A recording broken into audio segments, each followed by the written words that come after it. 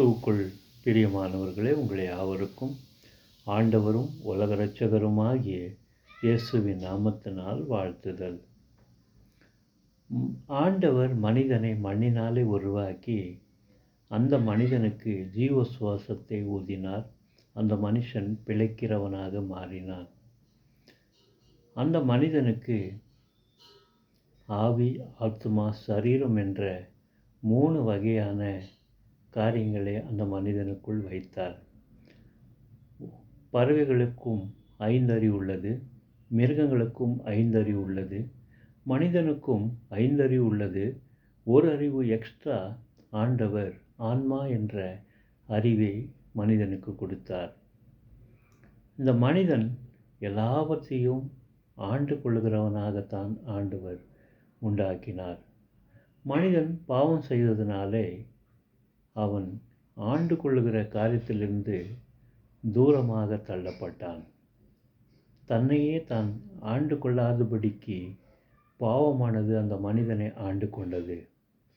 அந்த பாவத்திலிருந்து விடுதலை பட வேண்டும் என்று சொன்னால் இந்த உலகத்தில் ஒரு பலி செலுத்தப்பட வேண்டும். இன்றைக்கும் நாம் உலகத்தில் பார்க்கும்போது அநேக மக்கள் கோயில்களில் போய் ஆடுகளையும் கோழிகளையும் பலி கொடுப்பார்கள். எனக்கு பதிலாக இதை நான் பலி கொடுக்கிறேன் என்று சொல்லி பலி கொடுப்பார்கள். மெய்யாகவே இந்த பலிகளாலே மனிதனோட பாவங்கள் மன்னிக்கப்படுகிறதும் இல்லை, மனிதனோட பாவங்கள் கழுவப்படுகிறதும் இல்லை. மனிதனோட பாவம் கழுவப்பட வேண்டும் என்று சொன்னால் ரிக்வேதத்தில் பிரஜாபதி என்று சொல்லி ஒருவரை குறித்து சொல்லப்படுகிறது. அவர் நிஷ்கலங்க புருஷா என்று சொல்லியும் சொல்லப்படுகிறது. நிஷ்கலங்க புருஷா என்று சொன்னால் குறை இல்லாதவர், பாவம் இல்லாதவர் என்று சொல்லி பொருள் வரும். அருமையான தேவஜனங்களே, இந்த நிஷ்கலங்கா புருஷா யார் என்று சொன்னால் ஆண்டவராகிய இயேசு. ஆண்டவராகிய இயேசுவே சித்தர்கள் தாமரை பூவுக்கு ஒப்பிடுவார்கள். ஏன் என்று சொன்னால் அது தண்ணிலே இருக்கும், தண்ணி ஒட்டாது. அதே போலவே ஆண்டவராகிய இயேசு இந்த உலகத்தில் இருந்தாலும் வாழ்ந்த நாட்களிலே பாவம் அவரை தொடவில்லை, பாவத்துக்குள் அவர் ஈடுபடவும் இல்லை. பாவிகளை நேசித்தார், பாவத்தை வெறுத்தார். இந்த உலகத்தின் பிரபஞ்சத்தின் தேவன் என்னிடத்தில் வருகிறான், அவனுக்கு உண்டானது என்னிடத்தில் ஒன்றுமே இல்லை என்று சொல்லி ஆண்டவர் சொன்னார். அவனுக்கு உண்டாதுன்னு சொன்னால் பாவங்கள், அக்கிரமங்கள், அநியாயங்கள் என்னிடத்தில் இல்லை. யாராவது அதை நீங்கள் காட்ட முடியுமா என்று சொல்லி சவால் விட்டவர் இயேசு. அருமையான தேவஜனங்களே, இந்த ஒரு அறிவிலிருந்து 6 அறிவு வரைக்கும் ஆண்டவர் படித்தார்.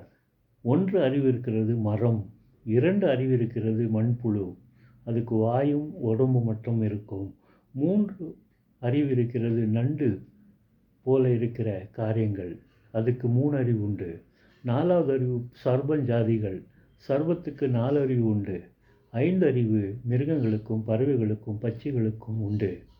அதே போல் 6 அறிவு மனிதனுக்கு மட்டும்தான் கொடுக்கப்பட்டிருக்கிறது. ஏன் மனிதனுக்கு 6வது அறிவு கொடுக்கப்பட்டது என்று சொன்னால் அந்த மனுஷன் ஆண்டவரை தொழுது கொள்ள வேண்டும் என்று சொல்லி. உலகத்தில் நாம் எத்தனையோ விதமான மக்களை நாம் பார்க்குறோம். எல்லாருக்கும் பயம் என்று ஒரு காரியம் உண்டு. அவர்கள் ஆண்டவரை தேடி போவார்கள். ஆண்டவரை தேடி போய் அங்கே தன்னை சாஷ்டாங்கமாக விழும்படி செய்வார்கள். உண்மையாகவே அவர்கள் ஆண்டவரை தேடி போகிறாரா என்று சொன்னால் அவங்களோட ஆத்துமாக்கள் இந்த 5 அறிவு உள்ளது மூடி வைத்திருக்கிறது. ஆத்மாவுக்கு மட்டும்தான் உண்மையான கடவுள் யார் என்று சொல்லி தெரியும். ஏன்னு சொன்னால் அந்த ஆத்மா தான் ஆண்டவராலே வழி நடத்துகிறது. அந்த ஆத்மா தேவனோட காரியத்தை மனிதனுக்கு வெளிப்படுத்தும். அந்த ஆத்மாவே மனிதன் எப்போது சாகடித்து விடுகிறானோ, பாவம் செய்கிறானோ, அக்கிரமம் செய்கிறானோ, அநியாயம் செய்கிறானோ, வஞ்சிக்கிறானோ, மோசம் பண்ணுகிறானோ, அந்த ஆத்மாவானது ஒரு மூலையில் போய் சுமப்படுத்திவிடும். அதுதான் மனசாட்சி என்று சொல்வார்கள். அநேகர் பாவம் செய்யும்போது உங்களோட மனசாட்சி பிரகாரம் நீங்கள் நடந்து கொள்ளுங்கள் என்று சொல்வார்கள். அருமையான தேவஜனங்களை, இன்றைக்கு சிசி கேமராவை கண்டுபிடிச்சிருப்பார்கள். மனிதனை தேவன் உண்டாக்கும் போதே அவனுக்குள்ள சிசி கேமராவையும் ஹார்ட் டிஸ்க்கும் வச்சிருப்பார். அதுதான் மனசாட்சி. அந்த மனசாட்சி தேவனிடத்தில் கொண்டு போய் மனிதன் இங்கே மரித்ததுக்கப்புறம் அந்த ஆத்மா தேவனிடத்தில் கொண்டு போய் அதை ஒப்படைத்து விடும். அதுதான் தேவனால் சொல்லப்பட்ட ஆவி, ஆத்மா, சரீரம். மனிதனோட ஆவி வெளியே போய் தேவனிடத்துக்கு சேர்ந்து கொள்ளும். மனிதன் செய்தது அத்தனையும் தேவனிடத்தில் ஒப்புவித்து விடும். இந்த சரீரமானது இந்த உலகத்தில் மண்ணினால் எடுக்கப்பட்டதுனாலே மண்ணுக்குள்ளே கொண்டு போய் அதை புதைப்பார்கள், இல்லை சுடுவார்கள். இந்த ஆத்மாவானது ஒரு இடத்துல வைக்கப்படும், அது நியாய தீர்ப்புக்காக வைக்கப்படும். அருமையான தேவ ஜனங்களே, மனிதன் பாவம் செய்யும்போது அவனோட ஆத்மா மரித்து போகிறது. அவனோட ஆத்மா மரித்து போனால் நன்மையானது அவனால் கண்டுபிடிக்க முடியாது. படிச்சிருக்கலாம், பட்டதாரியாக இருக்கலாம், ஐஸ்வர்யவனாக இருக்கலாம், செல்வந்தனாக இருக்கலாம், இந்த உலகத்தில் பெரிய மனிதனாக இருக்கலாம்.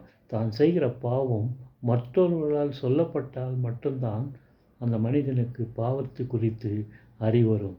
பரிசுத்த வேதம் சொல்லுகிறது, தன் பாவங்களை மறைக்கிறவன் வாழ்வடையவே மாட்டான், அதை அறிக்கை செய்து விட்டு விடுகிறக்கோ இரக்கம் கிடைக்கும். ஆண்டவர் இரக்கமுள்ளவர், ஆண்டவர் அன்புள்ளவர், ஆண்டவர் மன்னிக்கிறதுக்கு மனதுள்ளவர். அவரிடத்தில் நாம் ஒப்பு கொடுப்போம்.